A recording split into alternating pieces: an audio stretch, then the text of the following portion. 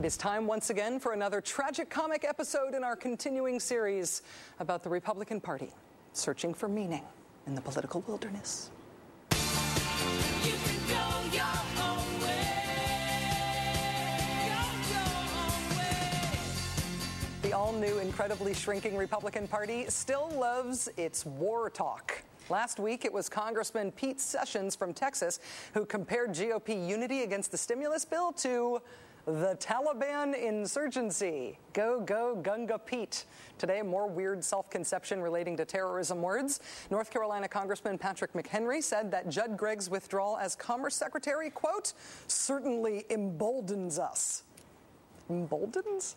Other emboldened Republicans, Eric Cantor, the second-ranking House Republican, who said of the stimulus debate, quote, what transpired will give us a shot in the arm. We are standing up on principle and just saying no. The party of no. There's a banner to rally under. For Grover Norquist of Americans for Tax Reform, it was more than just no, more than just a shot in the arm. He said, quote, this is the bill that the Republican Party will be running against in 2010 and 2012 and 2014. 2014? Really? No other plans, you guys, for like 5 years? And then there's Michael Steele, the new GOP chairman, who congratulated Republican representatives on their total of 0 votes for the stimulus bill, saying, quote, the goose egg you laid on the president's desk was just beautiful.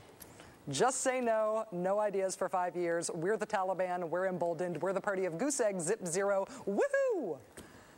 This is kind of weird, isn't it? Someone who can maybe help me out here is Alexandra Pelosi, the award-winning filmmaker and liberal who keeps making big-hearted, funny documentary films about American conservatives. Her new documentary is about John McCain's supporters on the presidential campaign trail this year. It's called Right America Feeling Wronged. It debuts Monday on HBO. Here's a little clip. John McCain should have won. He was the right man for this country, and people couldn't see it. And I don't know why. You want Obama? You be on welfare! You'll be too lazy to work! Oh, stupid get that down. What do all the McCain voters have in common? We all hate the same things. Does he support America? Hey, guys, He talks like he knows us. He doesn't know us. Is there anything he can do to redeem himself in your eyes? Drop out of the race. Alexandra Pelosi, welcome to the show. It's nice to see you. Thank you for having me. Did the McCain-Palin campaign know what you were up to? I don't think they no. I don't think that they wanted me there. I mean, are you saying was I welcome? No. Yeah. There were some very unchristian moments. From the campaign specifically? Oh, yeah. Really? Which is funny because in 2000 I made this sort of like famously friendly film about George Bush. Yeah. And the people that were running the McCain campaign were Bush's goons from 2000. So I thought they would be welcoming since I was so well received in the Christian community, the conservative community after that movie came out. Right. But no, it was very, there's a sort of the Shakespearean tragedy of the John McCain campaign of like, he sold his soul, but then he was never rewarded because he hired these people and they, you know that story. Yeah, the way the selling the soul thing, it never really works out. That's the whole, when you get to the end of the parable, it never, anyway. You have made a career of sort of revealing Republicans in a sympathetic light for a presumably liberal audience. It's not just Journeys with George. It's The Trials of Ted Haggard, which is also out this year, which I thought was great.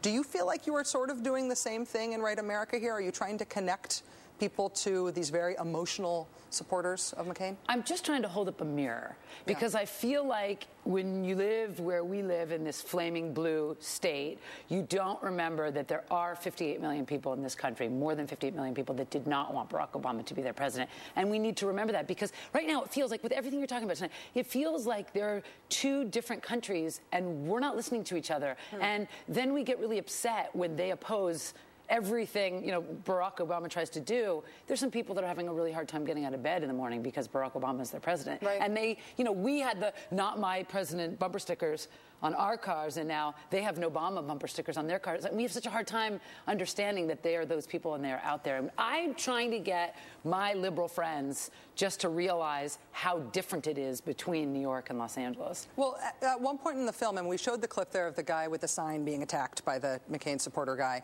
At one point in the film, Sean Hannity tells a McCain-Palin crowd while he's talking to you, he points out that you're Nancy Pelosi's daughter. And you say kind of jokingly, don't tell him that, I'll get lynched. And you know, people do get very emotional when you're interviewing them, and you're interviewing them very close up. Did you ever feel physically not okay? Well, there's like a crowd mob mentality thing when you go to, remember, now like we have to qualify. Who goes to, who are the masses of diehard patriots that are going to stand in line for half a day to see the GOP ticket from like back of a stadium? Thousands and thousands of people. Thousands and thousands of people do. Yeah. No, but I'm saying those are really enthusiastic people, right? And these are the people that we're talking to. So you can imagine what it's like for me to walk up and say, hi, I'm from New York, I'm from HBO, and my last name is Pelosi. Yeah. You can imagine the look on their face when they heard that. So folks express worries to you that Obama being elected will be the end of Western civilization.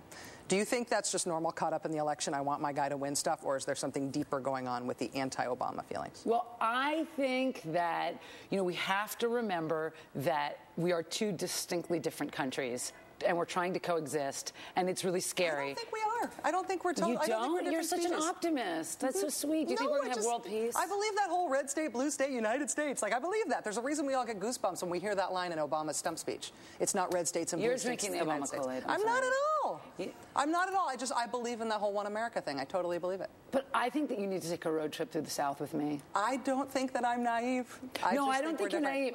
I wasn't saying you're naive. I'm just saying I feel like when I was standing in Oxford, Mississippi, and the people were saying, we're just not ready, we're just not ready, I felt like I was capturing this artifact, this moment in time when you know something really big is about to happen, and there are those people, they're just holding on for dear life, like, please don't change. I like the world the way it is. What's wrong with my life the way it is?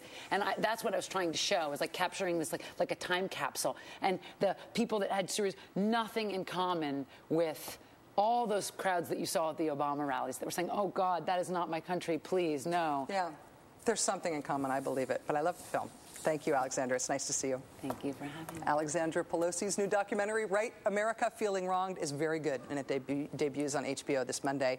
Watch it and then have big fights about it. Nice to see you.